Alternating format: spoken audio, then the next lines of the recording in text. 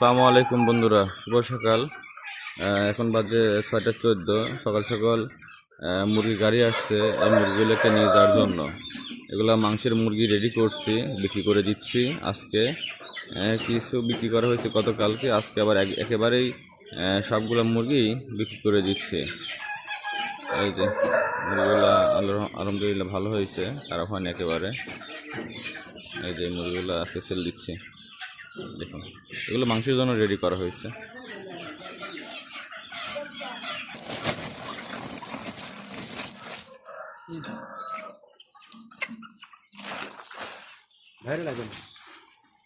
হুম।